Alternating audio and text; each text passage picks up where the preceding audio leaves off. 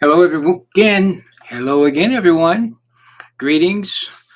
Welcome back, or I'm back. I guess you can say I'm here for the moment, and I'm going to sit here calmly and really without doing anything. I realize I give no advance warning. I just show up. I just start talking, and I am going to talk a little bit about what I'm going to do.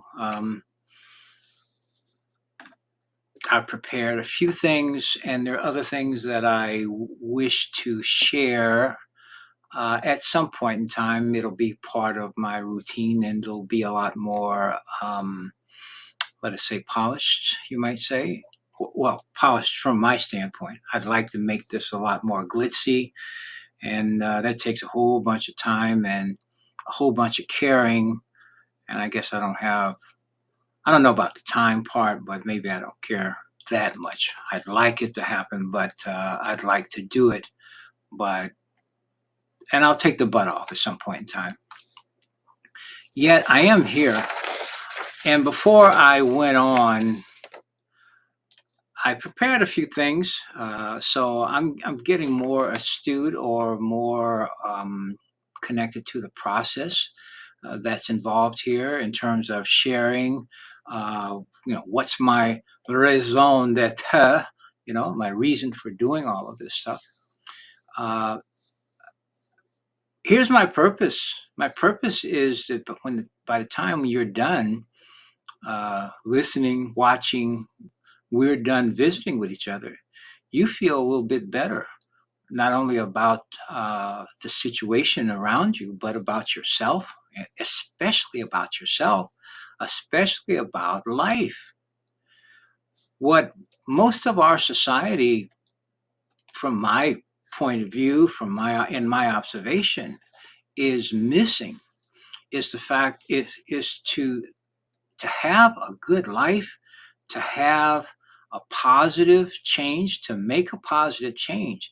You need to have a positive, not outlook, but inlook. Ooh, there's a new word. We just introduced a new word. It's not anywhere in here. Look about, but we're talking about inlook here. No one can affect, well, everyone can affect and everything can affect your inlook, but no one determines what your inlook is but you. When no one determines mine but me. And that's a part of the issue here. We have simply been taking in the outlook of others and making it our inlook. And guess what? That outlook that so many people and by so many ways are pushing in front of your consciousness is sorrowful, regrettable. It is inadvisable, okay, or inadvised. But who's home telling you, you should let this one go. You should let this one go by. Don't bother with that. All right. There's no basis for what is being said. And if you want to, if you don't believe me, which is your own conscience, do some research of your own. Do some searching of your own, because frankly, people aren't doing any research. They haven't searched in the first place. They have been trained to simply listen to what the quote unquote authority has presented to them as something that they should bow down to. They should understand. They should actually subject or subjugate their own personal sense of well-being, what sense of what's true, to that of this particular authority or expert, who basically is either they're pushing a book, they're pushing an agenda of some type, they are a shill for some idea that has a particular purpose, and that purpose purports to be of some benefit to you, but in actuality isn't. It is not. So one of the things, what I will do to get started, at some point in time, I will do these things regularly enough that I'm coming on. You can make some plans. I ask for your grace, if you will, in the fact that I have not done it. I've just popped in, but I popped in for a reason, and again with good news, or certainly with good intentions. So, what I want to do today, in fact, maybe I'll read this because I took the effort to actually write this out. And instead of simply try to memorize it and just recall from memory as I've done in the past, I'm going to read what I wrote, was part of the description of this episode. Let's call this episode one. I know I've been calling it Consciousness Prime with Adam Abraham. We're calling it that still, but let's call this, before in the beginning, this was the previews. We were still in beta, okay? And I have actually taken the steps to create a group on Facebook. It's called Consciousness Prime with Adam Abraham. And the one thing I will do is copy this. Let's see if I can do this in real time. There is, in fact, I'm going to add this layer. Here's some text and do that. Oh gosh, I'm doing this right while I talk. Um, and okay, so if I pull away from here. Oh, well, one thing I cannot do, which is going to be verboten, can't sit back and do stuff and not talk at the same time. So I'm going to have to be able to talk too. And I'm working at that. I may not be saying anything coherent, but I am at least talking. So what I'm going to do here in the next actual step is I'm going to do that, and I'm going to take away just some of the text that I've made here. Okay. And let's see here. The font size is that. We want to be able to get it all on the screen. Oh, look there. I found something else that shouldn't be there. So we'll go there. Boop, boop, do. I've done that. And thank you for bearing with me.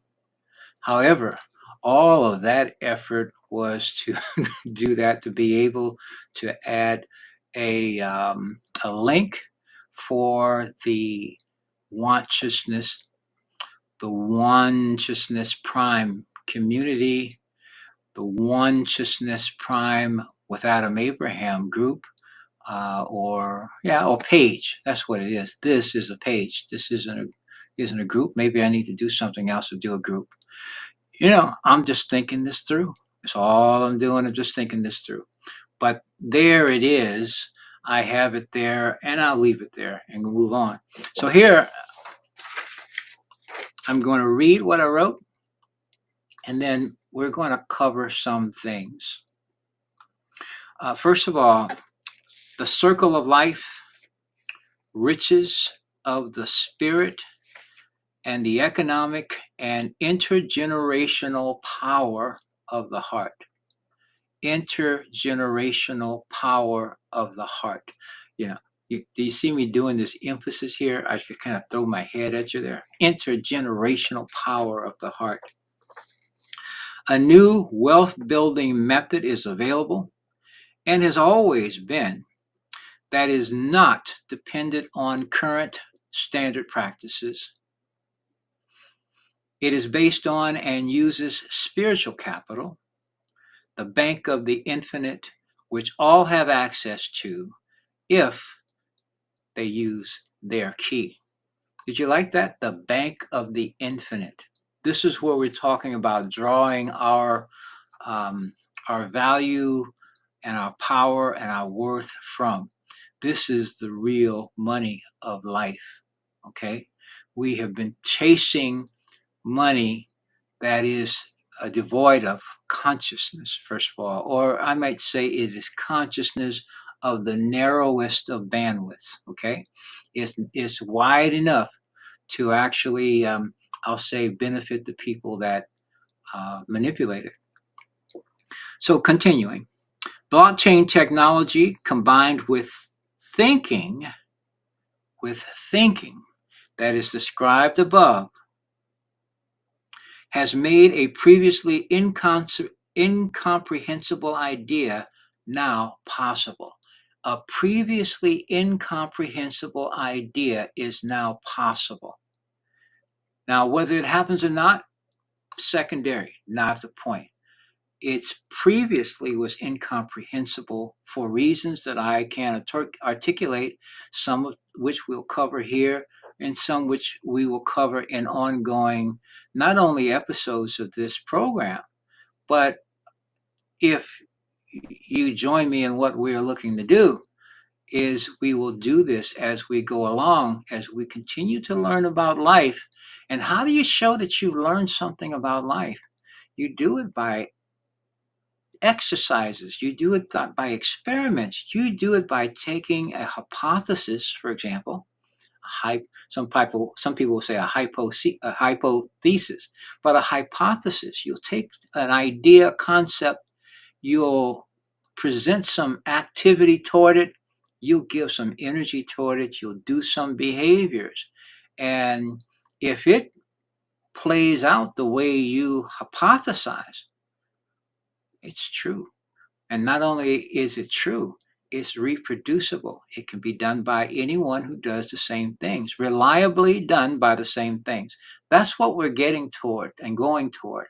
But first and foremost, from my standpoint at least, I want you to know that this is a spiritual activity. It's not a religious one, because there's some religions that you think are not religious, but are. There probably some that you think are not that are. You know where I'm going here, or maybe you don't. Um, Bottom line is we're going to act out a particular hypothesis, which basically might be perceived to be incomprehensible, but we're going to find out that it is actually possible.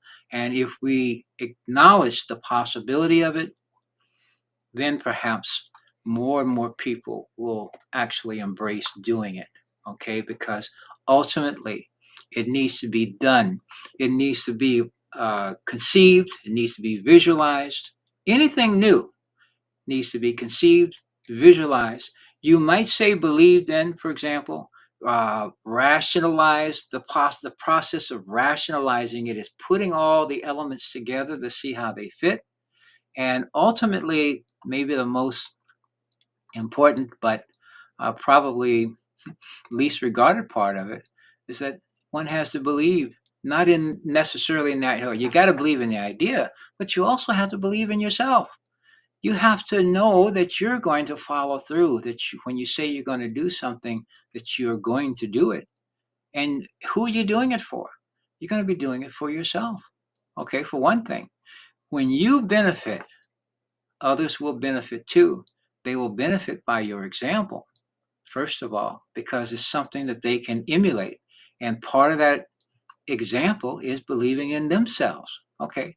It's not that they don't believe in you, but we have cultivated the idea of believing in others more so than we believe in ourselves.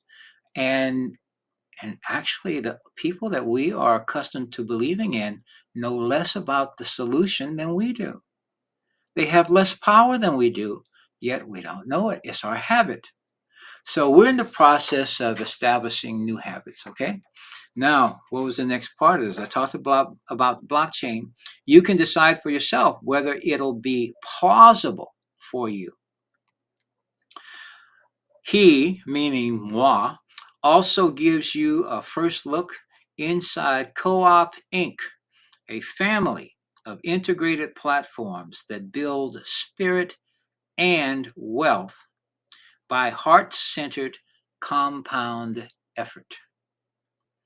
When each member does his spiritual part, CoopInc will create an ongoing stream of income of equivalent USD value that each that helps each to reestablish and redefine value and potential. All right. So that's what I wrote down. That's part of the description of this particular and purpose of this particular show, this particular episode. And what I intend to do is well, I guess we're going to actually just get started over here. I have a page up.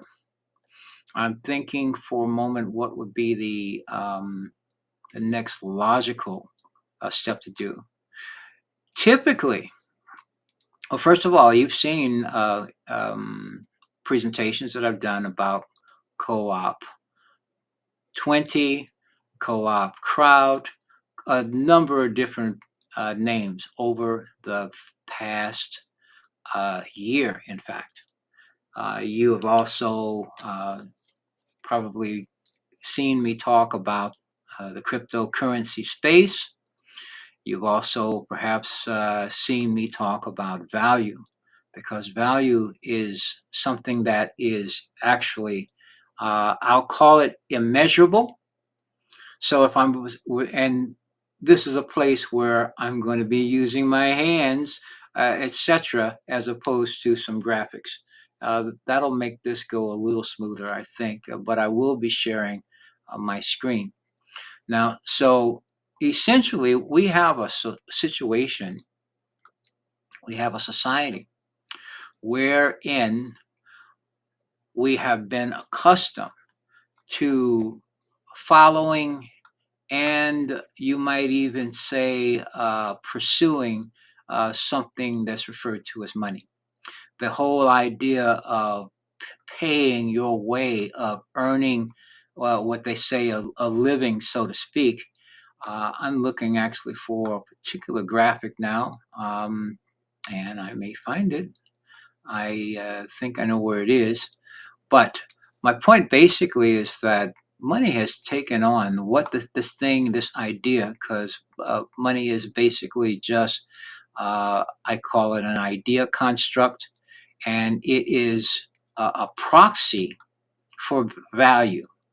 It is an instrument that is used to exchange value from one person to the next. I am literally not looking at the camera at the moment. I am present though. The I talked about, oh, here's one graphic that we can use as we move along. So I'm going to see if I can do this. I'm going to set up a screen right now. Uh, uh, I'm bringing this graphic up, and it's really interesting, the screen that I'm looking to show.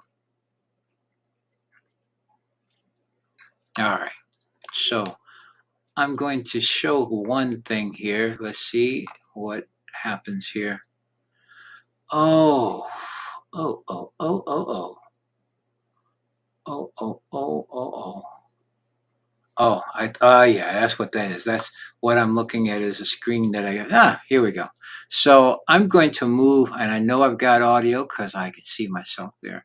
So first of all, this symbol will one day be on a T-shirt, or it'll be on here, and it'll be available. But you can use it,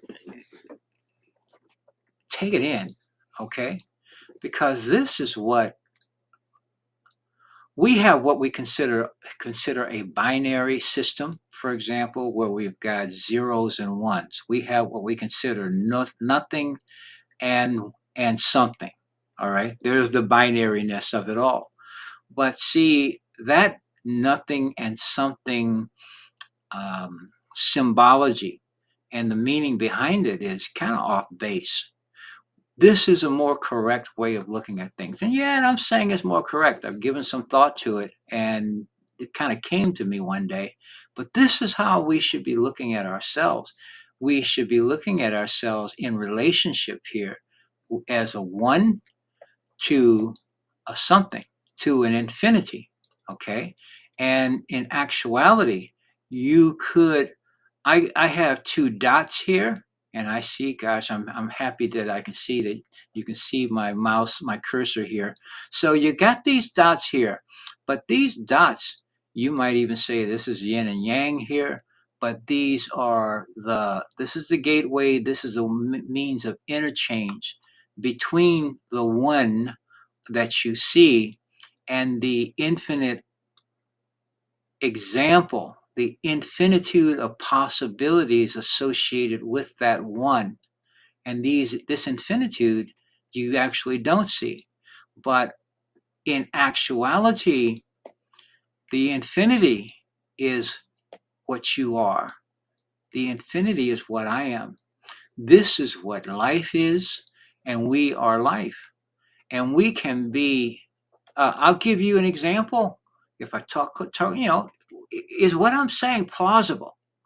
Now, you've had and heard the idea that there are no two fingerprints the same.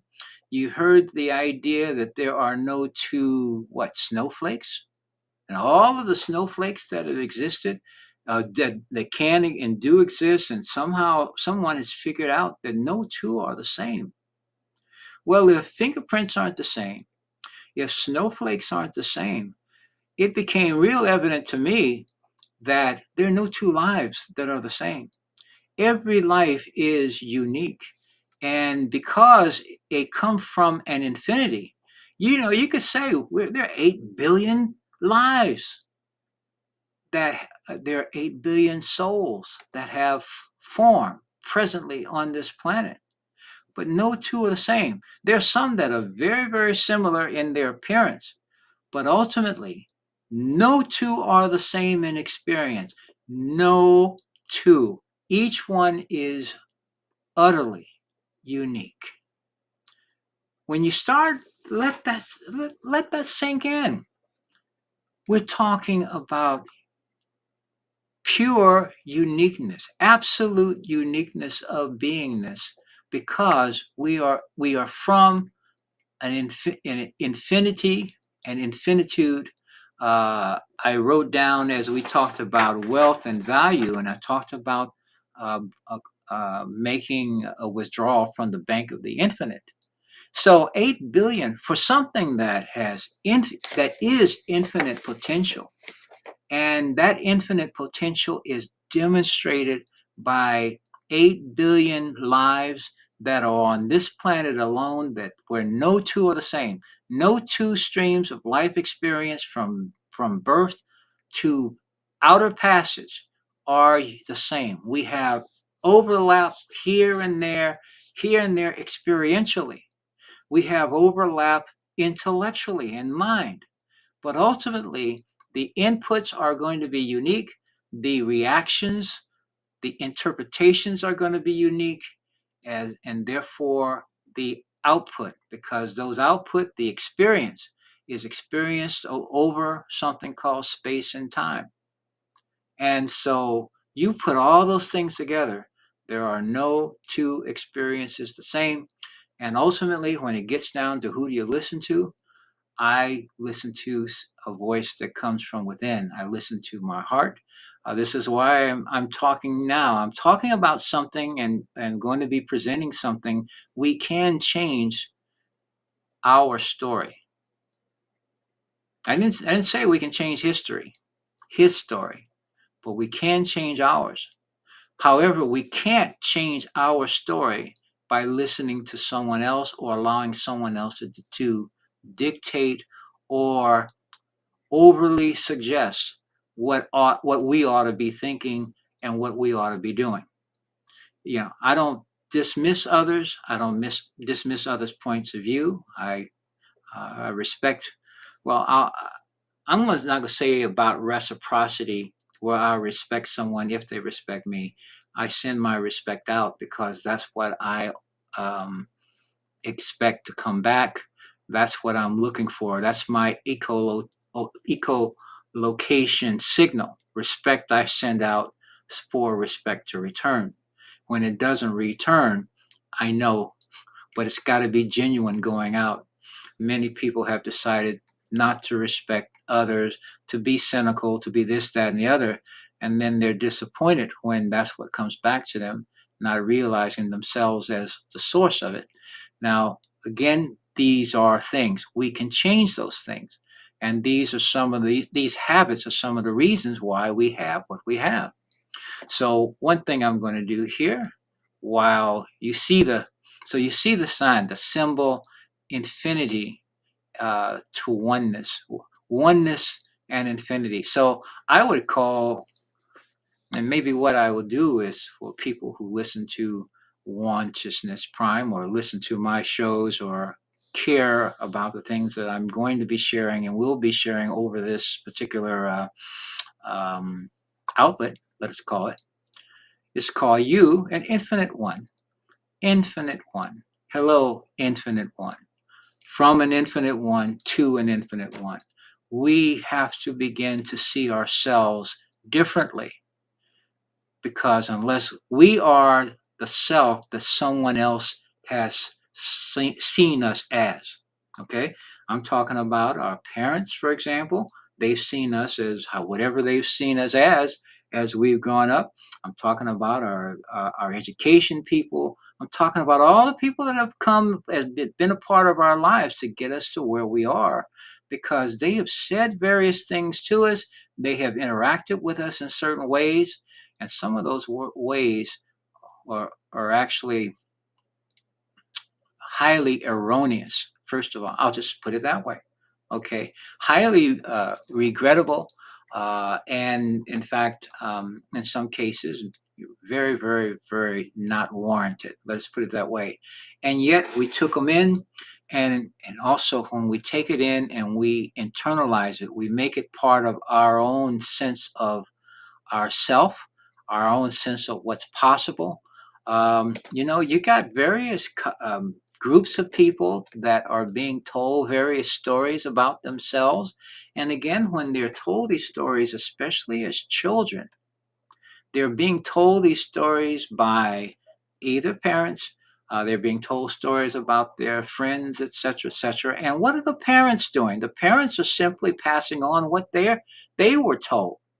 If the parent got some what is it called, some brownie points, if they had some success, you realize and know that success is generally determined in the context of the degree to which you have something called funds and monies coming in, or if someone is giving you some brownies and gold stars for having regurgitated some information back just the way you were told and have taken it on so tightly that you won't consider anything else that's outside of what someone told you. And of course, that ones or those ones that told you graded you. If you wanted to succeed in the institution that you matriculated through, if you matriculated, you needed to actually regurgitate that information back the way you were told it. You were going to be graded by it. You were going to be um, assessed your worth and value to society. In fact, your ability. Are you worthy? Would you become worthy to owe someone money? Okay, because all the things that they taught you over all those years only prepared you to do what? Get into debt. Okay, to get sick, to do various things, to not have enough, to do the things you actually want to do, not be able to live the life you actually want to live. You don't not even wanted to, not past tense. You still do want to live. But for many, many people who have gotten into debt, going through and buying the story of higher educations, just as an example, look at what we have. Look at where we are in a society. And I'm talking about a global society where 98.8% of the population are basically living in a state of chronic insufficiency of value, of available value of resources. And the other 1.2% who are, there are reports that bear all this stuff out, but the other 1.2% have done what? Have orchestrated trillions and trillions in indebtedness, um, untold amounts of strife, uh, disease, turmoil. And you know something? I think a lot of people, that 8 billion or so people who are that 98 point, no, actually 7.7 billion, I think it is, or the 98.8%, when they actually, if they were given druthers, okay, if they had druthers, okay, it's not a point of someone giving druthers to you. You either got them or you're not. And what I'm here to say is that we do have druthers. We have some ways to use our intelligence, use our energy, and use our spirit, our spiritual aspect, the highest part of it, to actually reset the direction of the entire ship. Now, it's not going to happen. Well, I couldn't say it's not going to happen in an instant. There will be an instant when it will happen, and I can imagine that instant happening. The question and the issue is that it is triggered by people who change something within themselves. And one of the things that they are changing is their point of view, their polarity of their consciousness. Got a lot of people who are wanting peace on earth, for example. They want this to be a different place, and yet they are themselves not sure. They're not confident. They are more confident in something called climate change, for example. Oh, that is incontrovertible, right? Why? Because some expert, someone who's got a book, someone who's wanting you to stay in fear, to stay in anxiety, to be anxious. This is, you show me anyone who is talking about climate change as an example, as something inevitable. Excuse me, change is always inevitable. So ho hum, change your consciousness. Step out of the fear, step out of the resentment, step out from these areas where people are expecting disaster. When I say that there's an infinite, I'll go back to that graphic, and to just ponder and contemplate the infiniteness, the infinity, the infinite potential. Every one of us, you, and that includes the people who are thinking about climate change, everyone is one of these. First of all, this describes, however, how it turns out, how it plays out for any one of us, for every one of us, is going to be unique to each of us. And I'll tell you this, when you raise your consciousness, when you actually raise your consciousness to a place of what I call oneciousness, oneciousness, you change your history. Well, it's not your history. You change your story. First of all, you change your sense of yourself, first of all. And I'm talking about your joyfulness. If you become a person that can be, I'll tell you, cats are a big part of my experience these days. Now, we've got, gosh, if I had some queued up, I'd show you some pictures and images of some of the kitties that are in our house. We have 9 now. We had 10, and one is going to another home today. But kitties are just living cuteness, first of all. And and one of the things about kitties is that they invite you into the moment. They invite you to be in the moment with them. Now, the cool thing here is that when you are such that a kitty wants to be with you, they want to be in your energy field, for example. And not only do they want to, see, your energy field, which could be your lap, okay, and wherever you are, is the safest place in existence for them. And when they feel that safety, they relax, they start to purr. They start to just hum, just, kitties are some Zen animals, okay? Cats are in general, but kitties, they come in Zen And well, I can't say they do because I've seen some, and how some have interacted, and some of them are traumatized, and some of them are who don't get near me kind of a deal. And so the process of actually getting to a point and helping that kitten know that they are safe within your reach, within your touch, and then from there letting them know that you are a safe haven for them. We have those 9 cats. Oh, but we have 2 of our own. They were grown up, so there are 11 cats in this house right now, and so that's really a fascinating thing. So I can't share um, any images right now. I've taken a whole bunch of them, but perhaps we'll visit with some of them. My point is this: when we raise our own vibration, when we raise our own consciousness, we raise our vibration.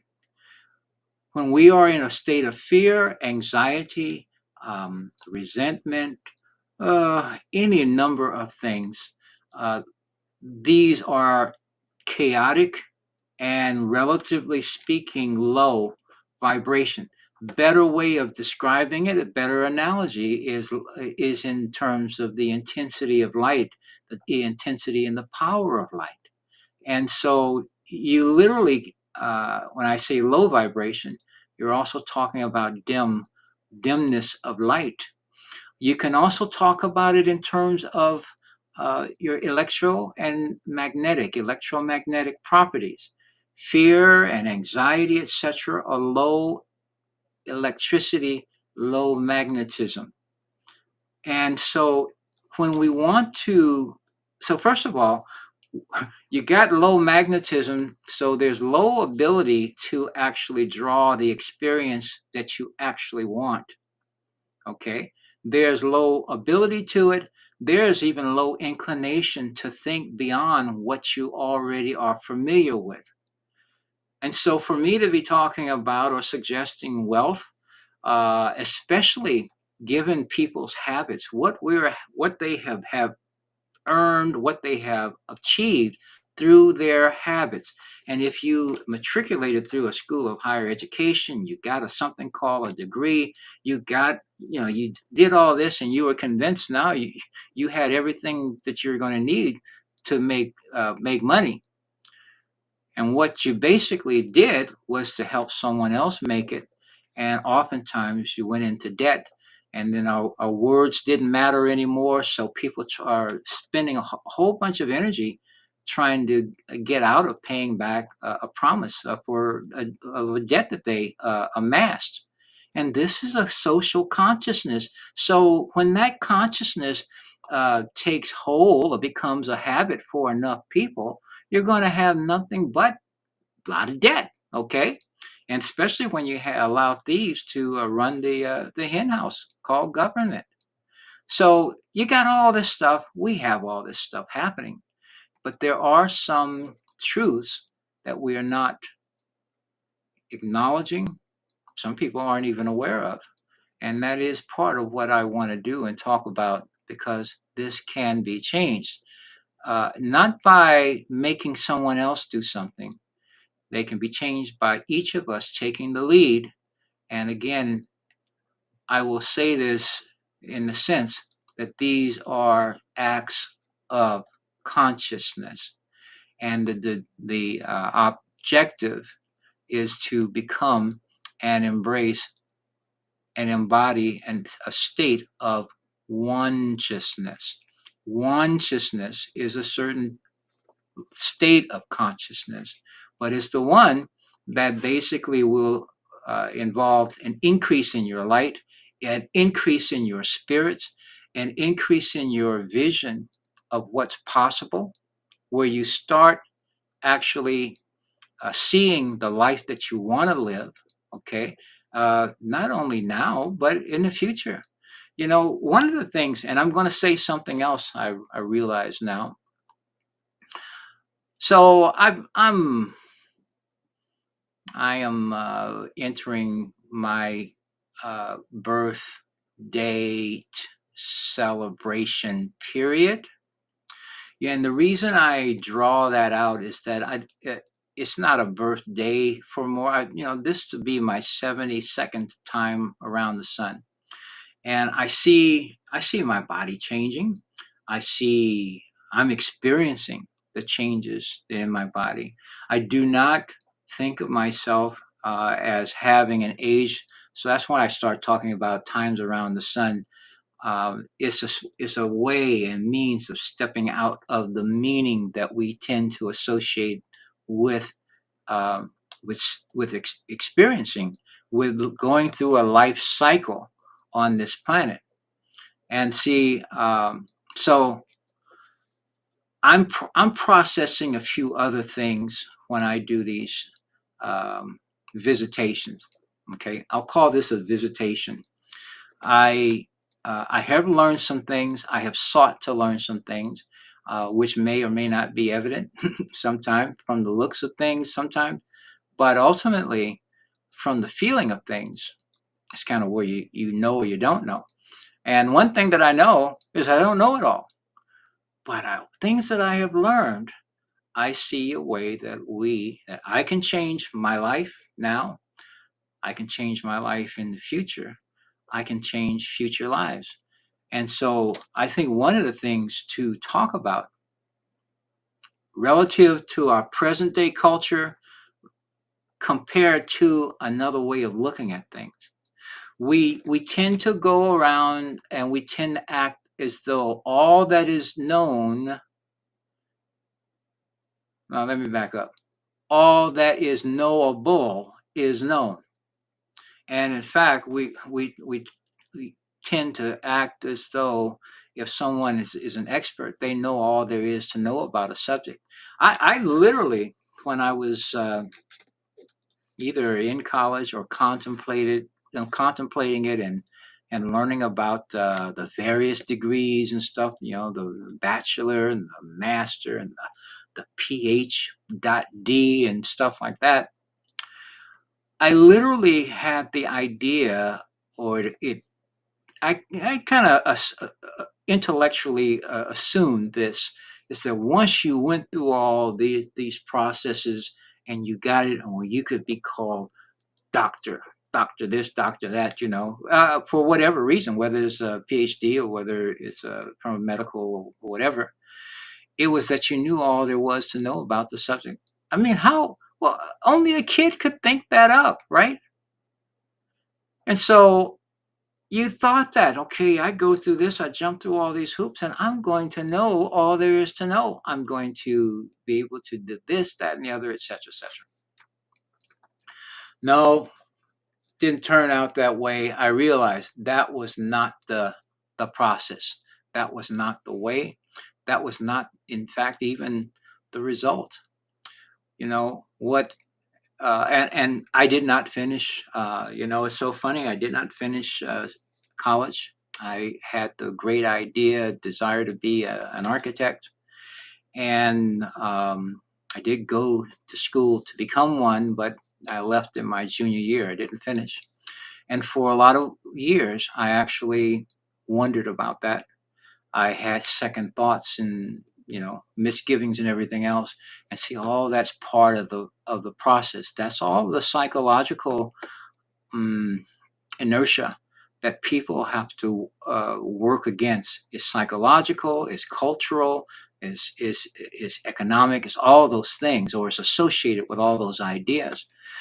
But ultimately, and what basically happened was this: a few years ago, I woke up one day because I learned a whole bunch of things, not being uh, burdened by a lot of information that had been and would have been, uh, I want to say, cemented to some extent in my mind, by having a degree or being considered an expert or a practitioner in a given area.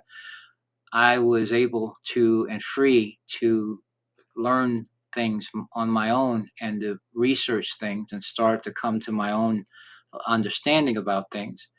And in so doing, a few years ago, it's so funny, we came up here to Washington State, and all of a sudden I realized, heck, I'm home.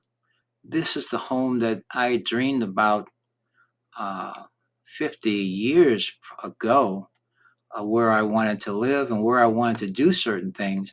And what was ironic is I woke up literally having this great uh, sense of relief, sense of gratitude that I did not finish college because I realized that had I done so, had I become the architect, there are so many things that I know now that should be a part of a dwelling of any type, quite frankly, but certainly the dwelling that I would call home.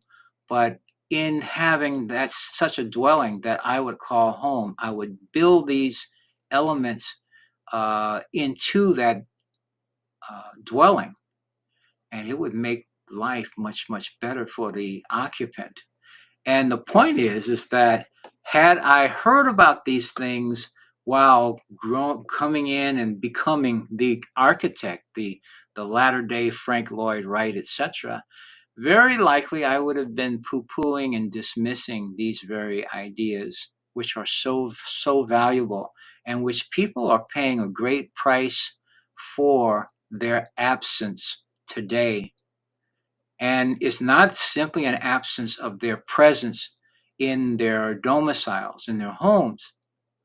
It's an absence in their minds. They don't know this is something that would be of help to them, of some value to them, to the quality of their life, if they knew and if they were resolute enough to make it a part of their life now.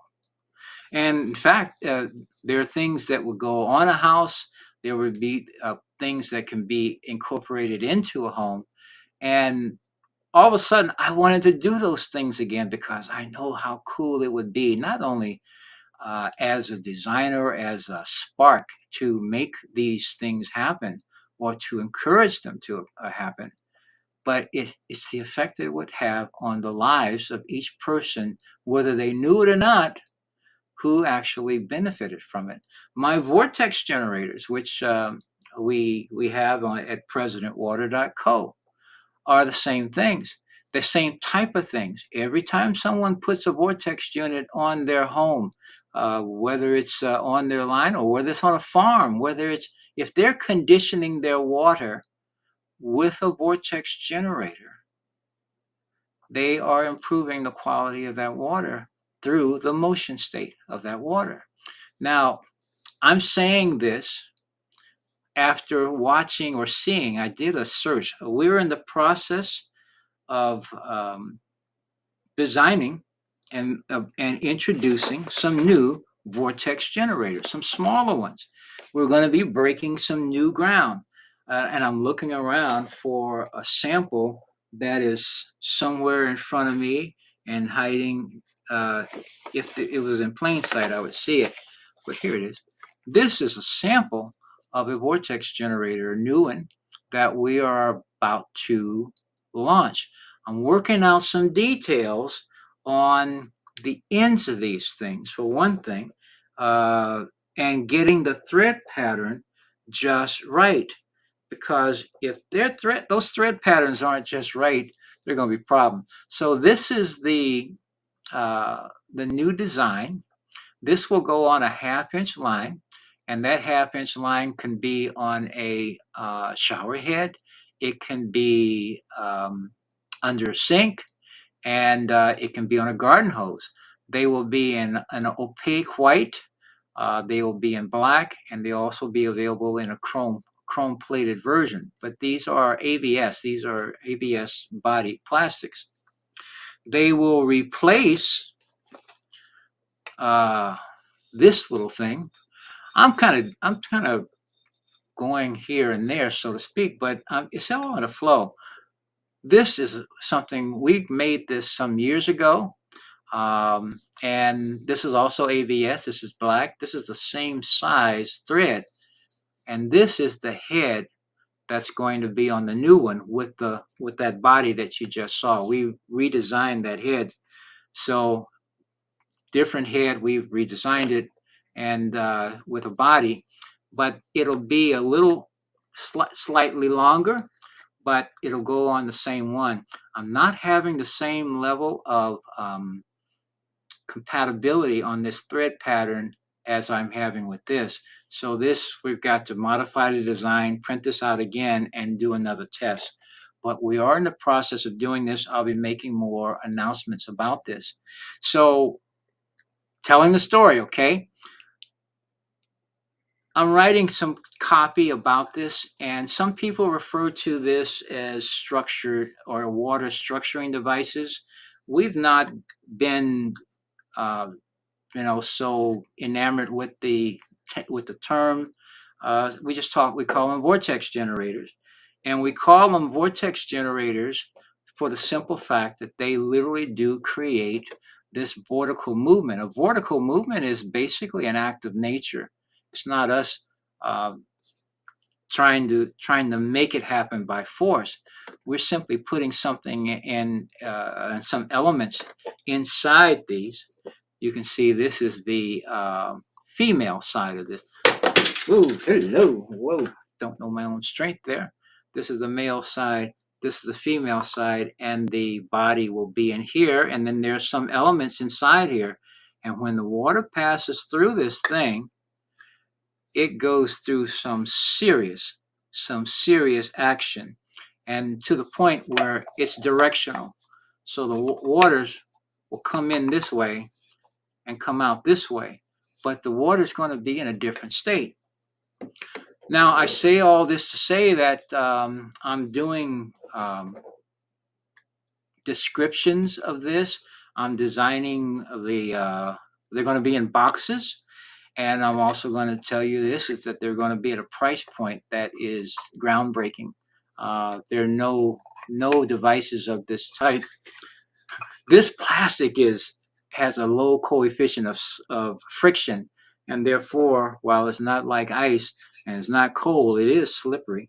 So I'll put that right there, okay? I looked up some descriptions of the term. I looked up structured water, and I don't go around looking to see what people are saying about these things that often. But in this case, I start coming up because if there's something negative to be said about something, you can be sure it'll show up pretty quickly um, in a search. Okay. And so that's what we did. I found and I saw some articles, one by some quote unquote chemist who was going to tell you why, structured water was hokum. Um, Even a good friend of mine he's a customer too. He has several of our units on his farm. He has it on his home, stuff like that. Uh, Sends me a link a couple of weeks ago, and the link basically was some company that is talking about scams. Okay, and not only are they talking about scams, they actually created an entire link, entire page for the President Water Company with our website on there. Essentially, is one of those uh, damn scams or something like that, whatever this thing was called. And so, my friend says, "Oh, what is this?" And so I look at it, and I'm reading it, and of course, it's anonymously presented with no specifics, no specific complaint. I can't say it has a specific complaint. It has an accusation uh, suggesting very strongly that we're producing something that costs anywhere from $800 to $15,000 that do nothing. Period. And therefore, that's this person, this individuals. And you know something today with AI, this can be done for anything, in any kind of way. You can tell the AI that you are a disgruntled customer and write something. So, no specifics about anything, no points that anyone can respond to. No, again, I'm sitting here repeating myself because there are no specifics.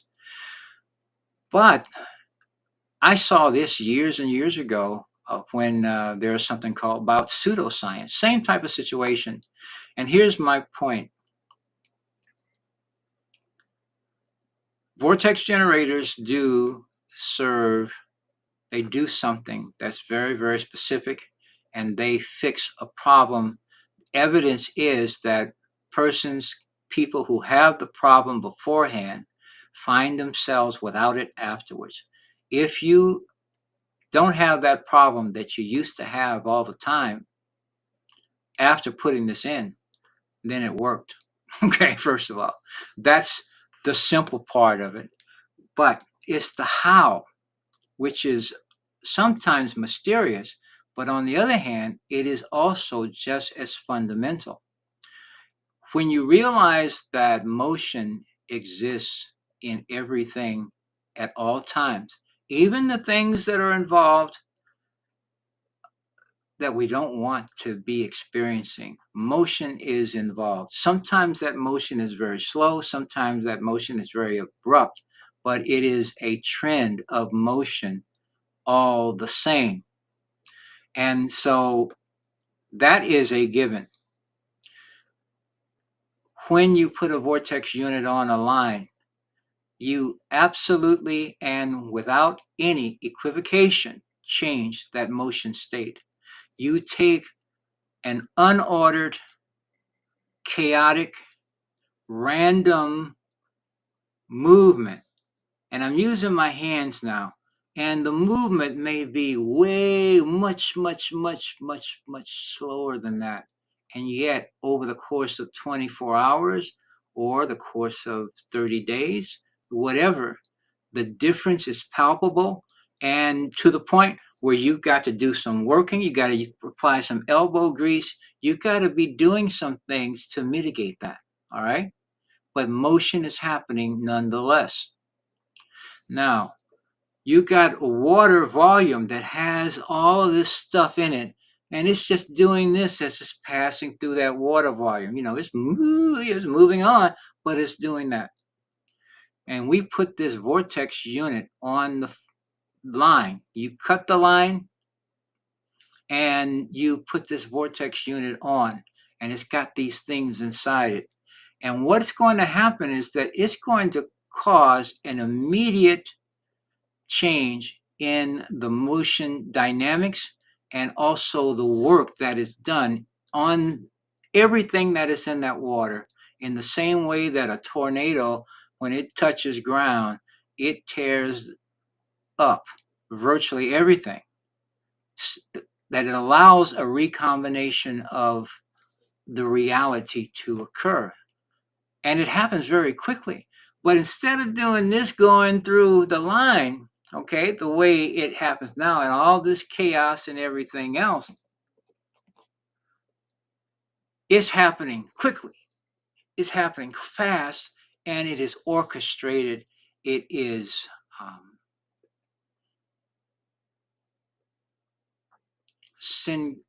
symphonic. I'm saying, it's like a conductor. It is coordinated and orchestrated. And so with that, the water itself is changed, and that means everything that is in the water is also changed as well. And so with all of that happening, the water becomes something far more coherent.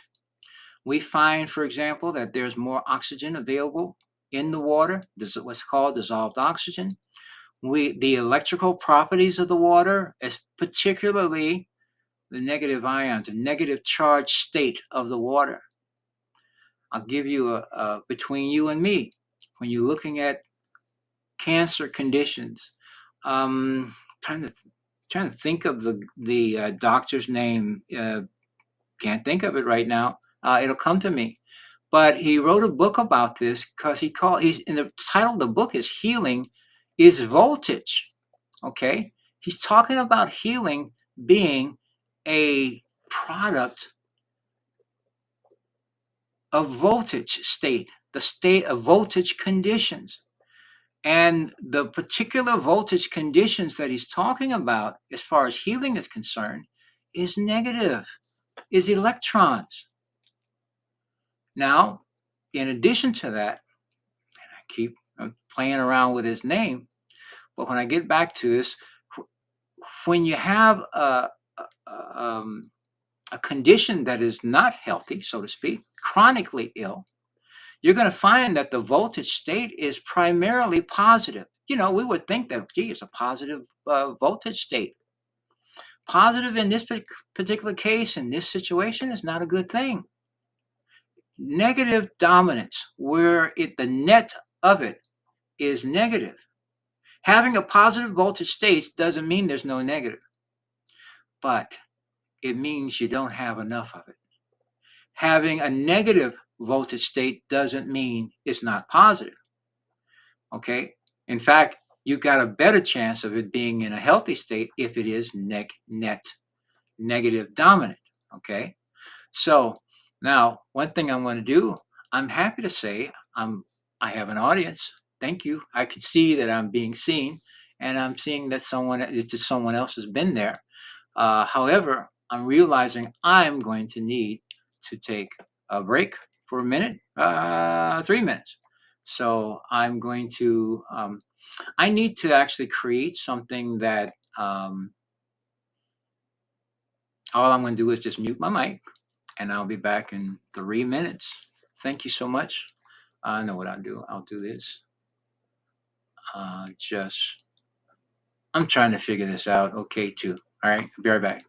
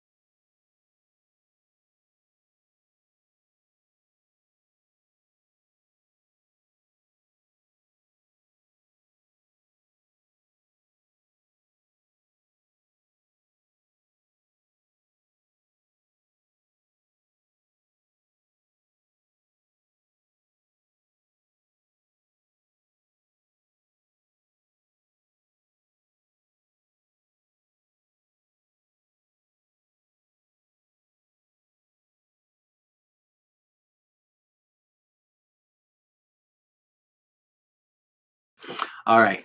I had a chance to do something too. Jerry Tennant. Look up Dr. Jerry Tennant. He's the author of Healing is Voltage. He's got a story. In fact, he's got, I think there's some talks of his on YouTube, for example. Here's my point. He healed himself of something that his medical profession was useless at. And in so doing, uh, he started to talk about various things. And even in his talks, he will tell you that, well, I have to use my license as so and so to talk about this because my license as this type of doctor doesn't allow me to tell you what I'm about to say. So he's doing all these things to skirt the rules that are set up to prevent the public from knowing about things and knowing about methods that would actually help them. So, one thing I realized, I did want to finish up with that, but one thing I also want to do is kind of get back on my point. I had not planned on talking about vortex generators or even showing or explaining it. And I prefer to be extemporaneous. And I'm learning to be on point because ultimately, still, everything that I'm talking about is to support the idea that each of us has the power to change things because we're creating unique life experiences anyway. Okay, first of all. And secondly, the one thing that I did want to, and I do want to make very clear as a part of my thinking in terms of the things I talk about and everything else, is the fact that first of all, we are infinite beings. I talked about infinite beings, but I mean it in a different way in the sense that we are living beings. And what that means is that we are life. There is no such thing as death. Now, I'm the author of a book titled I Am My Body, Not. It is a little book that is presentable and teachable to children. And this is one of them here. I am my body, not. And this book was, I like to say that I kind of took dictation when my practice every morning, you can call it a meditation practice, but I had a practice every morning some 20 some odd years ago where all I did, I started each morning by sitting down and clearing my mind, you might say, and just listening. I would light a candle. I'd burn some incense. I have my favorite incense. I just sit there with nothing particularly on my mind. And then after a while, and I did affirmations, etc. And after a while, a word would come, and then perhaps another word, and then a thought. And then I'd just start writing. And mostly I'd be doing this on a computer. Instead of doing this by hand or longhand, I would be doing this with a word processor. Does anyone remember WordStar? Right here, I cut my teeth. Oh gosh, what a pun! On WordStar, and started with 300 baud modems, then 1200, and on as far as my process of producing information. Now, but that book, I Am My Body, Not. That's the message of it. And when I say that I sat down each morning with an empty mind, so to speak, and this particular, what became this book, all I took was dictation. I typed it all out. I heard a voice, you might say, and I literally just typed out what I got. Now, I was used to doing that. I could share some of my other stuff that I got. I got a lot of stuff over the years, which very few people have seen. But in this particular case, I got the book, and because it wasn't on my mind in the beginning, as I started, I didn't know where it was going. Yeah, I'm listening, I'm typing, and I'm hearing it and stuff, but I didn't know where it was going. And I just stuck with it and stuck with it and stuck with it. And then it got to the end. One of these shows, one of these visitations, we'll do a reading of I Am My Body, Not. But I'm going to give you the Cliff's Notes version of it right now. It's right in the title of the book. I'm not my body. You're not your body. It goes through the whole of the body. I mean, for something as small as it is and as simplistically presented as it is presented, it cuts to a really profound chase as far as what things are about. So, although my hands help me to help my family, my friends, and others, my hands are not my body, and my body is not me. And it goes through for each one, and it goes through inside the body as well. And again, I'm listening to all of this, and I start getting to the punchline. I start getting an inkling of where this thing is going and how it's going to conclude. And it concludes with the idea of the purpose of the body, but not the state. The purpose of the body. This is my temple while I am, quote unquote, here. While I am on this particular plane of existence, this particular space of physicality, etc. You got a space-time continuum. The coordinates of this particular one, this is my temple. But it is not me. It is not who I am, never has been, never will be. You could say it's on loan. We as an entire society have acted as though this was who we are. We have been convinced that this and the stories that we tell about this is what is sacrosanct, which is immutable. That's what we've been led to believe. And to the extent that we hold on to that as a way of looking at ourselves, we limit ourselves. We limit our possibilities based on those same concepts. And see, the irony here is that the only one that can change those concepts with respect to your consciousness, do we want to guess what the answer is here? Is you. The only one who can make those changes for me is me. We have the ability to change our future from the now, from the here and now. And it has to do with not random acts of consciousness, but conscious acts of one-cisness. There you go. So, saying all of that, we're going to talk about changing our value system, because being infinite beings that we are, our value is infinite. It can be infinitely high, it could be infinitely low. No matter how much you think someone else has that is more than you, you are able to do even more than that if that's important to you. It has apparently been important to someone, because there are some people who have a whole bunch of stuff or a whole bunch of something called money. However, our society has equated stuff and money with value. And you cannot even equate stuff and money with spiritual value. It is from our infiniteness. It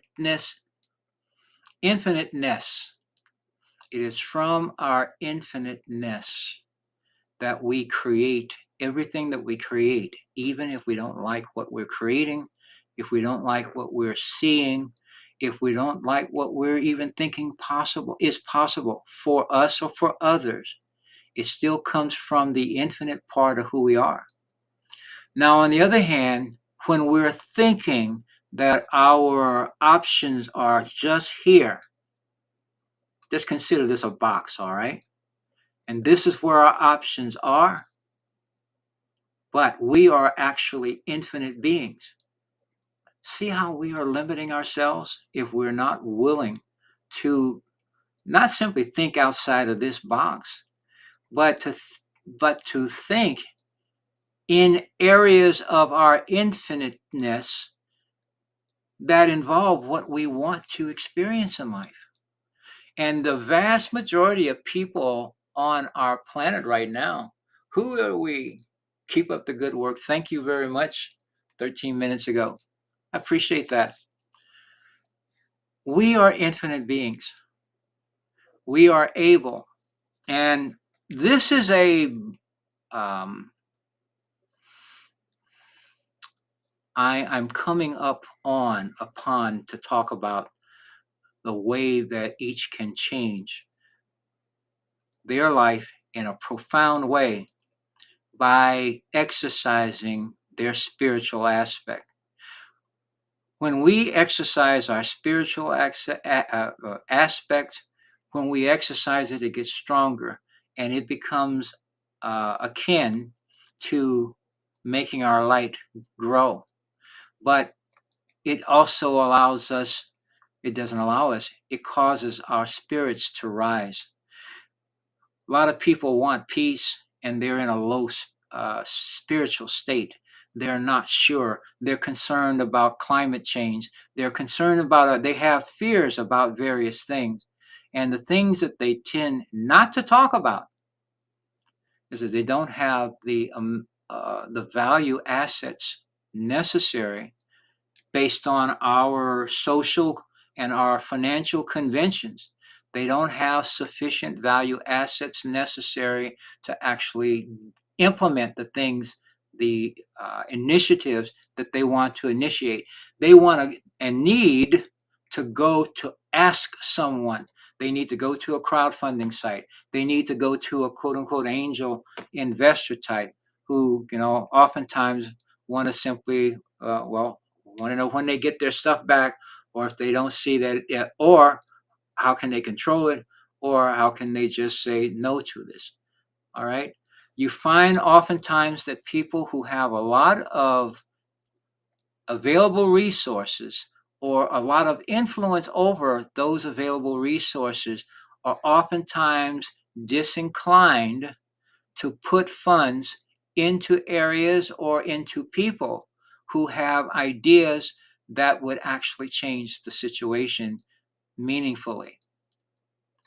And so here, the people who have, but don't, they have the stuff, but not the knowledge or the heart. And then you have people who have the knowledge and the heart, but not the stuff. Wouldn't it be better to have the heart, the knowledge, and the resources to actually greenlight your own projects and support your own life in the way you want to live that life? That is what I want. And when I take the steps to tell you, gosh, after an hour and 18 minutes, that there is no death, and I still haven't talked about these things, I don't know, maybe you ask, why is that important? Why do you need to drop that kind of a dime into this conversation? The reason is that you don't die. This thing goes away, but I don't. I go somewhere, I go somewhen. And if I still have certain things that I am inclined to do while I was here, okay, I have the ability to recreate it. Okay, recreate a form, recreate a temple. I will never come back as this dude, but I will come back if that's my choosing, if I choose to do so. Now, I'm describing a way of thinking right now, and it's based on 20 plus years of sitting with this idea. And I'm going to tell you this, I'm still carrying 800 copies of this first edition book. Now, we should be teaching this to our children, not teaching them why the outer shading of their skin, as an example, could be a reason why some people have treated them nastily. This is stupid, but it's what people who have a lot of initials, sometimes they got books to sell and everything else, and I can't and won't blame them either, because these are agendas that other folks want people to stay, to use and to embrace in order to stay discombobulated, to stay disconnected. They do not want this to be connected to this. And the fail safe is that you've got enough resources to not need them for anything, or not give a rat's behind over what they are planning on doing, because, or what they want to do, because one, all is unique, all is consciousness. And when you raise your consciousness into a state of consciousness, and we'll go over the map of consciousness, and we're not going to do that this today, but we're going to go over that too, and over again, because it's a simple tool. It's not a biofeedback tool. I'm going to find another word for it. I call it a psi chart, a PSY, PSI rather, but it is a feedback tool for consciousness adjustment between you and you, between me and me.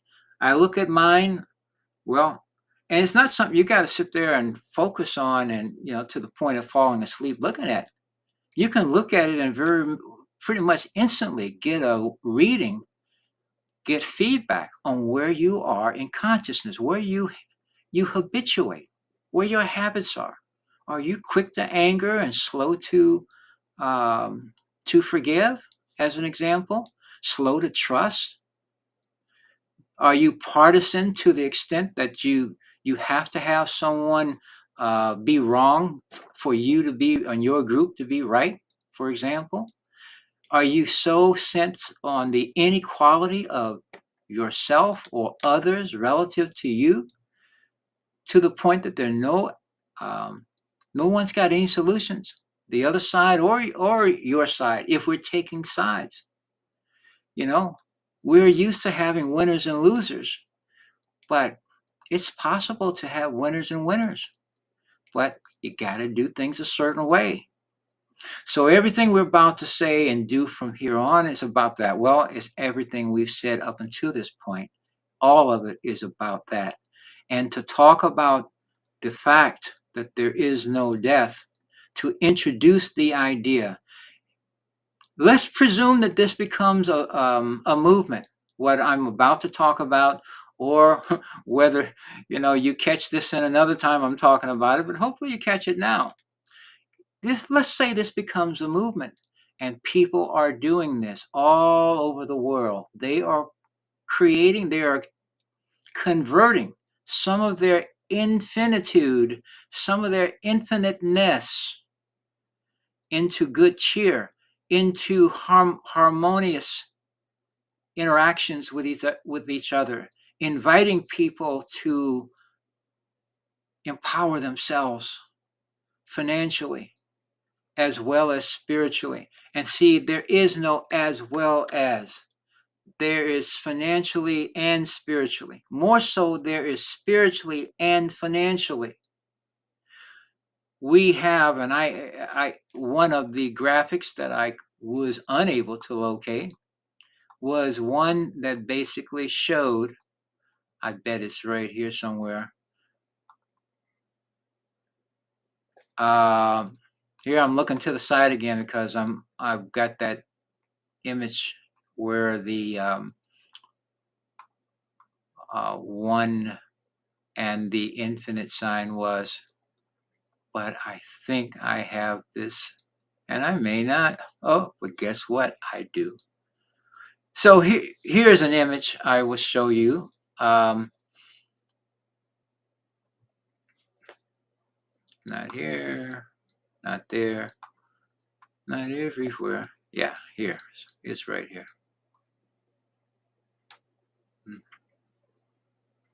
Here we go. This is a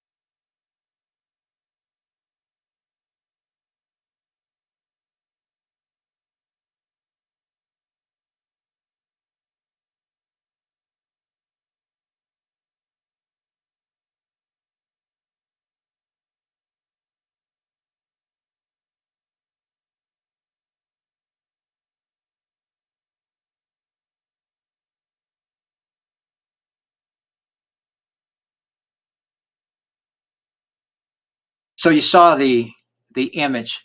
I was not sure that I had sound once I looked at that. I This is something I thought I had fixed because I had the full um, screen on, and I am seeking to.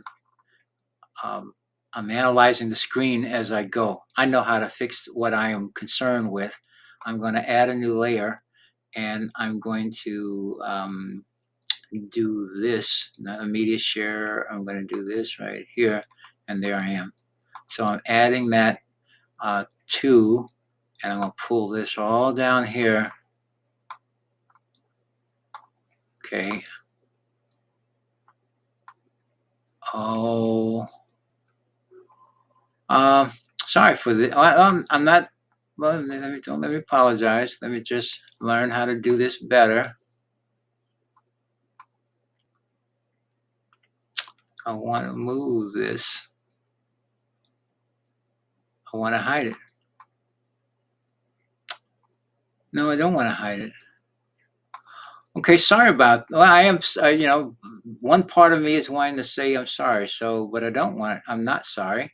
What I'm trying to do here is there. Oh, there we go. Now, if I can bring this down and let go and do this. Ah, there we go. Now, when I go here, I don't know if you didn't have the sound before. Oh my God. I but I just figured out how to fix it. And sometimes you're not aware of this until after it's all over. So I'm happy that I'm at least confident that I've got audio and I'm talking. And this is where, really quick, in order to follow the money, chase, take, covet, need, and we're looking with this razor focus here, we are also not noticing, we're not including in our sphere of consciousness intelligence, justice, conscience, cooperation, peace, harmony, kindness, health, knowledge, truth, wisdom. These are things that we sacrifice, we let go of, and we've been doing this for so much time, so many generations, that it has become the norm. People are simply just doing it and not even thinking about it anymore. They don't notice certain things that are really unacceptable. They don't notice themselves not only accepting it, but excusing it, rationalizing things that should not be rationalized. No intelligent, no loving being would be rationalizing the things, the behaviors that we justify. We actually, I'm saying we, I don't, but you know what I'm saying. This is war. I'm going to give you a term. Okay, you can see where I had compound effort down there. But if we're going to use a term, war is dumb. Warring, we make heroes out of warriors, but the act of waging war is dumb. It traumatizes. It causes a withdrawal of the very things that are involved and are necessary to, I'm going to say, um, cause and bring about the evolution of the spirit, of the being. You and I are spiritual beings that do not die. We do change form. And therefore, if death is not a reality, does not truly exist, and I'm planting this as a seed. You're watching this, and you may already know this. You may think it's absurd. It doesn't really matter. It's a seed that cannot be unthought, first of all. And the point is once you begin to embrace it and start looking at life with the idea that life is a continuum, that death in and of itself is not real, and that this form is simply an animated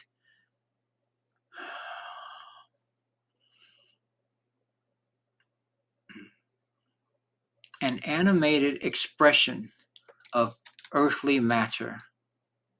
That's what it is.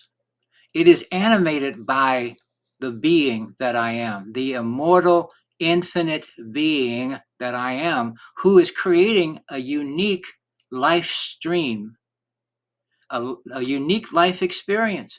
My life experience is unique, will be unique, can't be anything but unique to me. Your life experience is, has always been, always will be unique to you. Someone may suggest something to you, and they, because you see all of their credentials and this, that, and the other, and their expertness and everything else, you follow it. Guess what? You're going to pay the price of your following that advice if the advice itself is not in integrity with truth. And oftentimes, when I see people who have something they want me, they don't know me, but they want me to take on as gospel simply because they said it, or simply because the people who wrote the copy that they're reading from wrote it for them to say, I'm not impressed by that stuff. But it's surprising how many people are. So here again, I'm saying, and I'm laying a case for you have an ability. And I'm going to share something that I said today, because with what we're about to talk about and what I'm going to show you, you remember some long time ago, I said I was going to talk about the co-op system, which I have spoken about before, but it is still in a process of flux. And yet at the same time, even in that fluxness, it's available now. It's in its beginning, but it's a beginning you and I can be a part of. Well, I am a part of, but I'm inviting you to consider doing so as well. I was not, I'm going to change the screen. First of all, let's get over here. Um,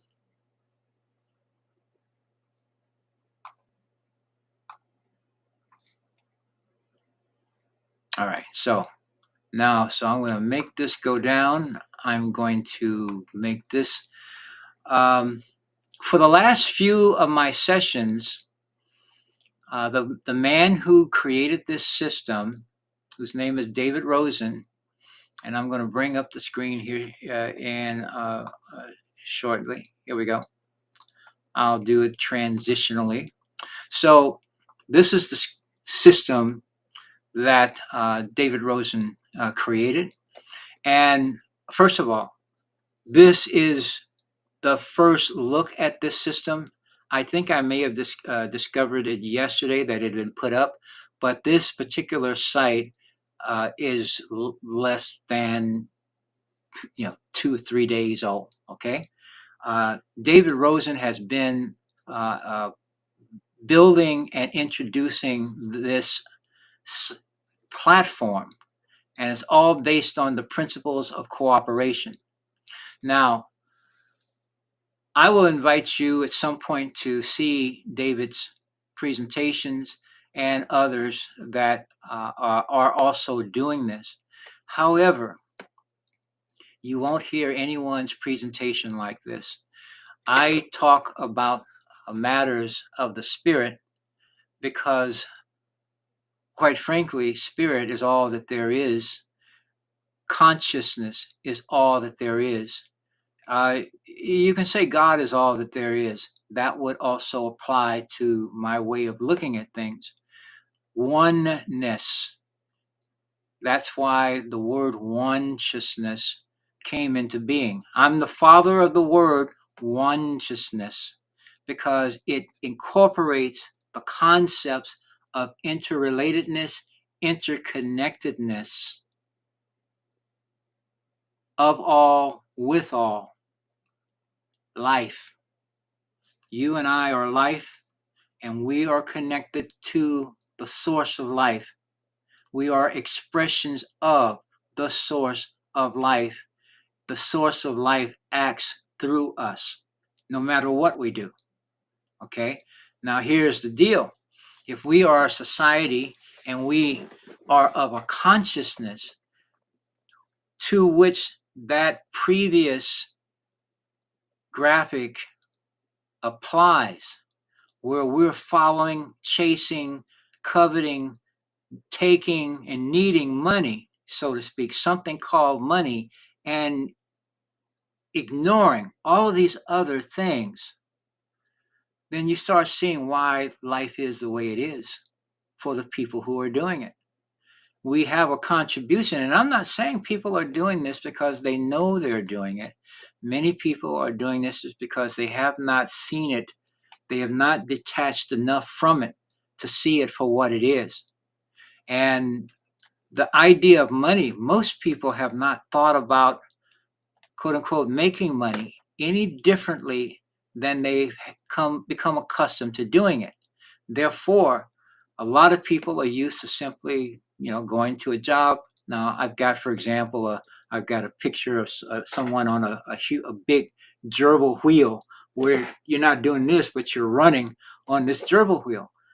You go through 12 to 16 or 18 years of quote unquote education. And what have they taught you to do is to chase after unicorns that someone else has put out for you. You're not chasing your own unicorns, first of all. And in addition to that, when you're thinking, when you're chasing a unicorn is one thing. When you are the unicorn, when you have the knowledge yourself, when you are at one with the solution, now all that has to do and all that has to take place is reality surrounding you with that oneness. What I am attempting to do is to show you, first of all, and suggest that this is the way we have been taught to see problems, mostly that someone else told us was. Sometimes we didn't even know it was a problem before someone told. It came on the news. It came near us, in our neighborhood. Oh, now if that came near, whoa, what if it happens to me? We start imagining. I was about to say something, but I'm going to refrain from that. You know what I was going to say. Imagining stuff happening to us, our news, our um, dramas, our theatrical stuff. Here it is, a few days over something called Halloween, where here it is. I'm saying there is no such thing as death, but why are people afraid of it? Why are people sitting there tantalizing themselves and acting as though something that is not living is going to terrorize them? Why are they celebrating these things? Why? Because it brings your consciousness down. It keeps you in a low state. It keeps you in a state of ew spiritually. Is there such thing as spiritual ewness? You know what I'm saying? And so if people can stay in this state of, I'm going to do it, ewness about death, about our continuation of living, first of all, that there is no such thing, that there's no need to have all the political crap that we do um, around exterior subject matter. We don't need to be afraid of the climate change thing, because I'll tell you this: I could list a whole bunch of things that are being that are being done that should not be being done. First of all, that are affecting our sense of well-being, that are affecting our health. And I'm saying too, because we are one with all, it also means we are one with the climate. And when we affect, each of us, a healthy state of ourselves, within ourselves, within a peaceful state within ourselves, we start to affect our health. We start affecting our wealth. We start affecting our vitality, our longevity, even our wantability. This was not one O-N-E, but W-A-N-T. Our wanting to actually stay here, our wanting to, I want to say, celebrate the memories that we create. right now we're not creating memories that warrant celebration. We are celebrating the meaningless and we are ignoring the meaningful. So, so here we go. I have, I love you and I will continue. My point here is this. So I showed you the, um, here's the site, the CoopInc site. So the Co-op 20 platform that David was presenting, was developing, was supposed to be introduced on October 15th. October 15th came and went and didn't hear anything about it. And in fact, when, let us see here, if I look at my co-op, I'm going to show you my co-op. This was the co-op. Oh, it now redirects and you can't see the old site. So I had pictures of the old site and you could see how it looked, etc. And there was just a landing page. Today there's still just a landing page, but it's got information on it, and he has focused on the uh, well, creating this landing page, and secondly, integrating the back office. So this is what we're going to do. I'm going to tell you a little bit about this platform, but we're going to go in. I'm going to presume you don't know much about it, or you know some, but I'm going to invite you to join us, to join me in working this. Let's call it a social experiment. And see, he had co-op 20, and when it was co-op 20, you'd log in and there was a landing page, and then that has been changed to co-op Inc. So now it's co-op Inc. Okay, well, I can't do that. Okay, and what is it with my, hold on, Q,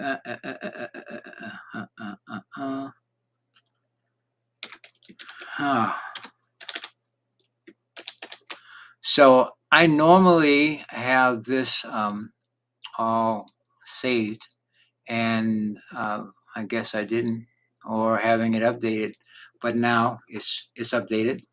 So here it is. This is the back office, and this is what David Rosen has been, and his system and his people have been setting up.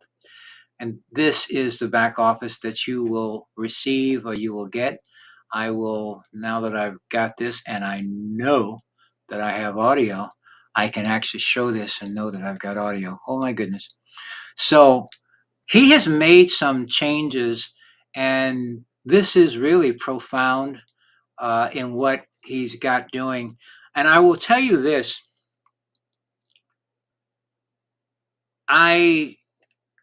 it is my assertion that in order for anyone to do this, you have to first imagine what it can do, and you have to be okay with that.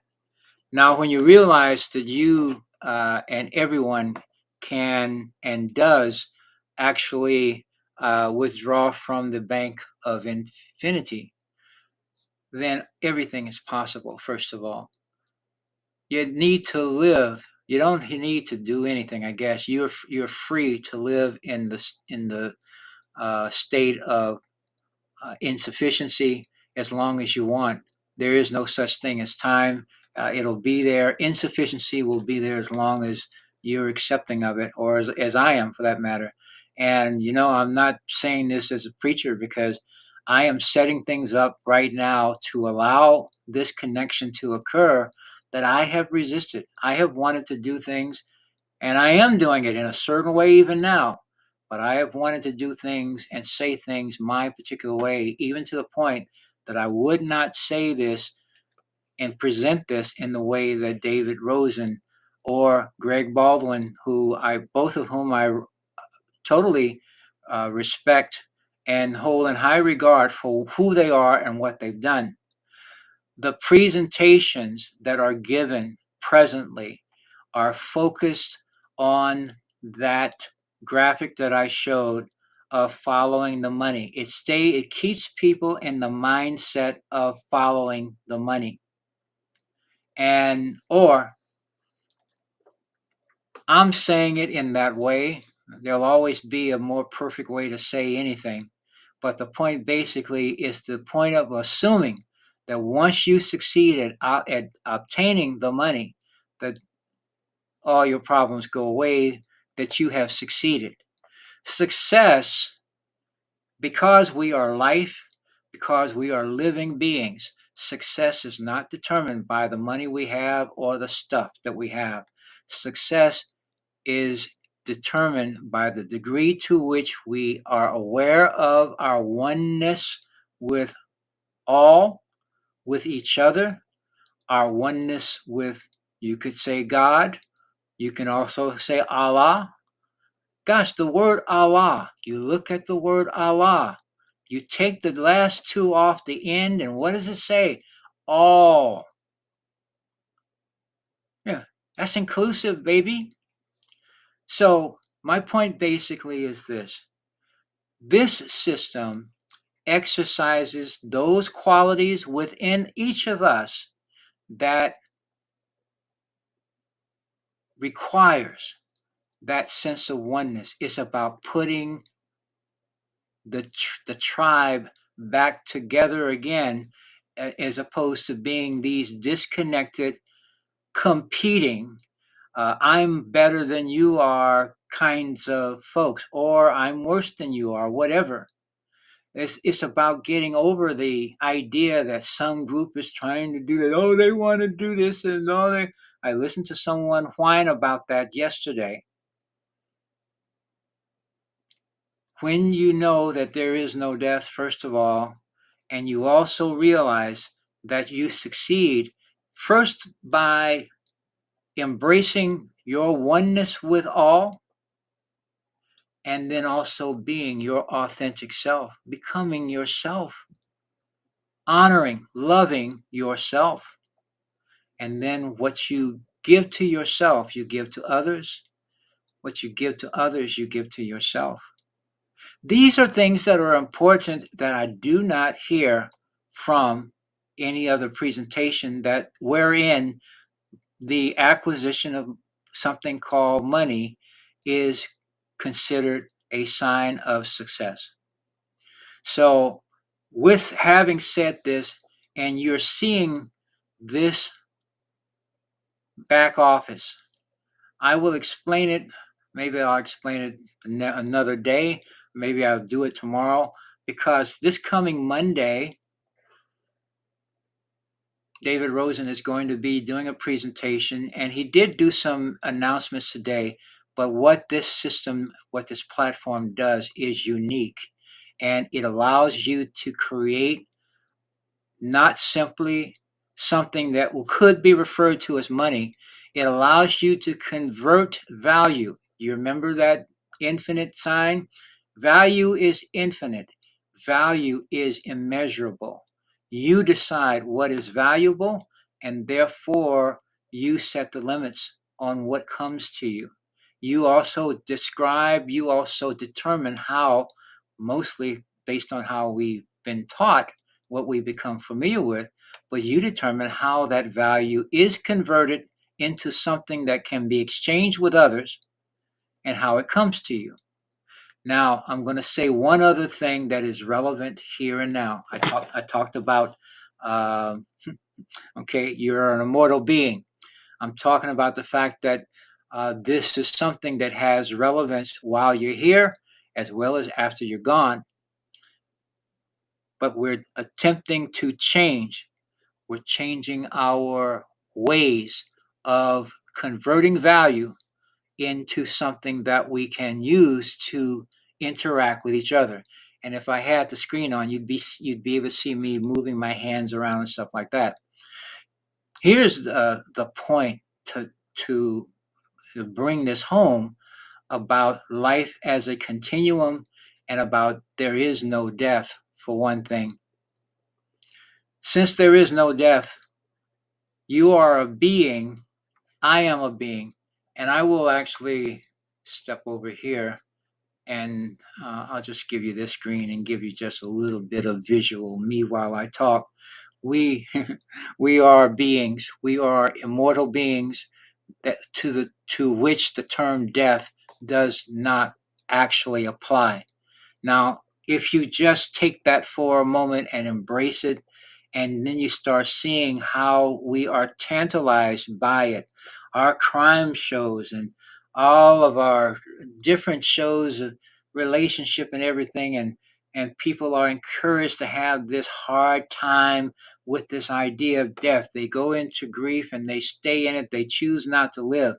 But see, in so doing, they go into a certain state of consciousness, and when you can look at David Hawkins' map of consciousness and see where those states put you, or where we put ourselves if we embrace those states of consciousness. You can also see it in the map of consciousness that I created, which is related to the map of consciousness, but it's related to authenticity, our being our authentic self. Again, to be your authentic self is going to involve dropping some conventional or traditional ways of looking at things, looking at yourself. Because essentially we've been defined by how others treat us and how others, in fact, tell us how we should act. So, in other words, to be authentic may mean that you're involved, you're reacting in a different way. You're not feeling what people are saying. Well, you don't act, blank enough. Okay. Who are you and what are you? And what are you learning about yourself? And the thing about it, so many people are acting from a standpoint of powerlessness, of anxiety, of anger, etc. All of these are low levels of consciousness. Stay in a low level of consciousness, your light stays dim and your options remain limited. Mostly you stay somewhat embedded and entangled in where you presently are experientially. And the thing about this is whether there is no death situation goes on, you carry your consciousness, your state of consciousness with you from lifetime to lifetime. Since there's an infinitude of possibilities, there's an infinitude of wheres and whens. If you haven't changed your state of mind, if you haven't connected it to your heart, if you haven't allowed your heart to guide you, if you haven't allowed the courage, the willingness, the joy, love, if you haven't decided to set truth as one of the, I want to say, the litmus test of what you're told, if you haven't chosen to have a single uh, level and method of treatment of people, irrespective of who they are, not simply because they're part of your tribe and or not, or you think that they're not part of your tribe, you're among the living. You are an expression, a facet of God itself. They can't be anything but a facet of your tribe. Only you can know it or not know it. And your option, your opportunity is to know that and embrace it.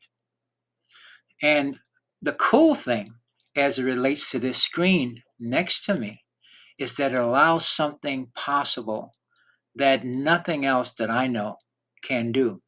And I summed it up. Um, a friend of mine, I was talking to about this this morning, about this particular platform.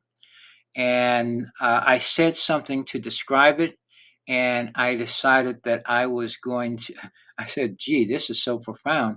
I'm going to I'm going to record this." Okay, it's what I said, and so this is what I said. I'm putting my tablet next to my mic so you can hear this, or better. We'll see, and I'll play it twice. Let's see. This system is so efficient in returning value for effort given that it only requires $67 to get in, and it gives you the potential and the ability to turn that in not only into millions, but into millions every 28 days. I know it. That's what he had to say. I'll play it one more time and then I'll put that down. This system is so efficient in returning value for effort given that it only requires $67 to get in, and it gives you the potential and the ability to turn that in not only into millions, but into millions every 28 days. I know it. So that was my summation after he and I talked, and I explained how this system works and the fact that there's no need to try to get in to accelerate anything. There's simply I'll say an invitation to get in. After making a choice, I will give this a go. That I believe in myself.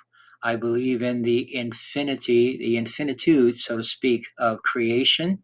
And if I can, first of all, not if it can be conceived, it can be done. And if it can be done, I can do it. So here's the point basically, this is what we have before us. This is a back office of that particular system. And yeah, it actually can be done and started for less than the $67. But for me personally, there's no need to do it. I think it's more efficient to actually just start with the $67 and then go from there. But the thing is that you're going to use the system, and I will explain some of the details of it on my next one. I am going to, let's see, as I'm coming up here to 2 hours, an hour and 58 minutes, I'm going to wrap up, but I am going to come back. I think what I'm going to do is to come back on tomorrow, perhaps around this time, and start with this back office. If you have any questions, you can please contact me first of all. And you saw that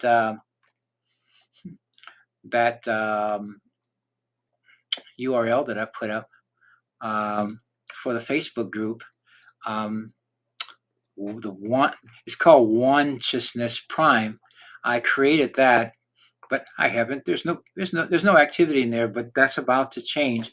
I'm creating a place where we can talk about these things. We can support each other because this system requires that we exercise the higher aspects of our spirit, that we raise our spirits, and we also that's your joy, that's your courage levels. And I'm saying you, when I say you, I mean me. And the other part of it is cooperative. When I come back on tomorrow, I want to talk a bit. I'll start with this. Let's say I'll start by logging in, but then I'm going to simply talk about the platform. Maybe I will bring David Rosen in, and I recorded his talk this morning. I will talk about or include some parts of what he said, first of all, but then I will recontextualize it. Again, this is a spiritual exercise. Let's call it an experiment. But I will talk about why specifically, not only this system, but also the other aspects of this system. One thing I'm attempting to do is to come to a place where I can produce some slides better, more efficiently. I'm still working on that. If you've got any suggestions, I'm more than happy to hear them.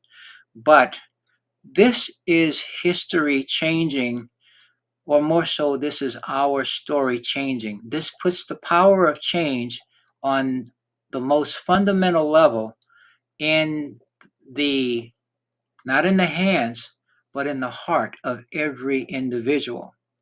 This is what I've heard no one say, but I could not speak about this, or I wouldn't say could not, would not. I refuse to unless it was said this way, and I need to say it.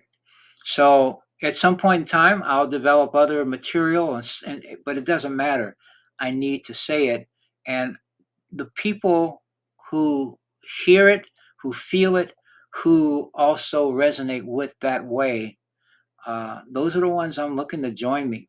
We need 3 people to be active that we invite as stage one. The second stage is simply helping them to succeed and getting their 3 people and inviting as well. The beginning is to that's $67 or so, based on obtaining 3 tokens, with which you will put into the system, and you will use your tokens to invite your 3 people. So you'll have 3 people that you invite, and you will also support them in inviting 3 people in replicating your activities, meaning you purchase or you obtain 3 tokens, and we are agreeing to place and to keep a balance in our co-op wallet. We will talk about the co-op wallet tomorrow, but we want to keep a balance for each of these pools, each of these platforms. And that's the genius of this system as well. And that's part of the reason what it does is beyond most people's beliefs. And it's also, and certainly it's beyond the belief of anyone who is negative and who doesn't care about you losing in order for them to quote unquote win. So I'm going to check out for now. I have spoken for 2 hours. Thank you to all who watch this, who see it. I will step in back tomorrow. What is it? What around this time? What is? Oh, I'll check the time, and it'll be around this time. For me, this is around it'd be the 6 p.m. or 7 p.m. Pacific. So that'd be 9. Let's do about 9 p.m. Eastern tomorrow.